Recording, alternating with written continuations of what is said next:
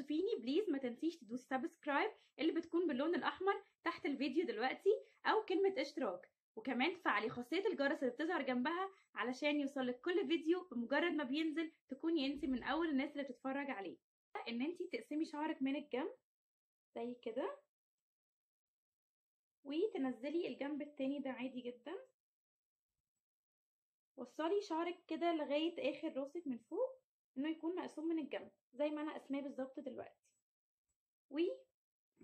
وهتحتاجي تاخدي كل الجزء ده وتقسميه لغاية ودانك كده من ورا بالظبط كده زي ما انتم شايفين، وترجعي الباقي ده لورا كده تفرقيه صح علشان ما يكونش بيعمل اي لخبطة، وتجيبي شعرك كله على جنب من هنا. تمام، يعني انت كده بقى عندك كل الجزء ده مقسوم لغاية ودانك. تمام، هنبتدي بس نلم دول بأي توكة عندنا، ممكن ألمهم بأستك صغير علشان أنا هحتاج أفرق كمان الجزء اللي أنا عاملاه ده.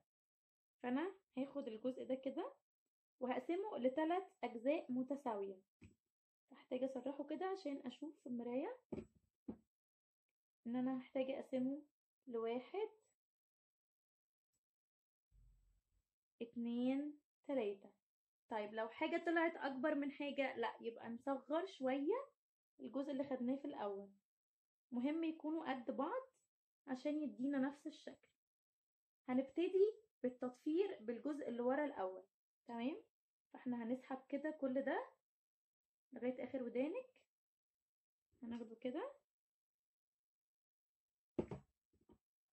بالراحة ونرميه كده على الناحية التانية بس لغاية ما نضفر الجزء اللي احنا قسمناه اللي هو ده.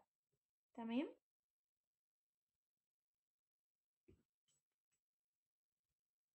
وهنبتدي من فوق من عند بداية القسمة اللي احنا قسمناها ونفتحها ل3 أجزاء كأنها ضفيرة عادية جدا. احلى حاجة في الضفاير دي ان هي رغم ان هي تبان انها كلها نفس التكنيك، لكن اشكالها بتختلف بمجرد ما تعملي حركة واحدة مختلفة. تفتحي كده اهو وتفتحي 3 أجزاء، 1 2 3. يفضل يكونوا قد بعض، فمفيش مشكلة لو اتقسموا منك مش قد بعض بالظبط، تعيدي تقسيمتهم. وهنبتدي نضفر اليمين فوق اللي في النص والشمال في اليمين، تاني اليمين فوق اللي في النص والشمال في اليمين. طيب عشان نكمل هنكمل كده على طول؟ لا، هنبتدي ناخد من كل الجزء اللي عندنا ده نضيفه لقدام. يعني ايه؟ يعني هو انا عندي خصلة هي كلها، فهمسك من تحت كده مستطيل بالحجم اللي انا واخده شعري كله منه وهضيفه للجزء اللي بره.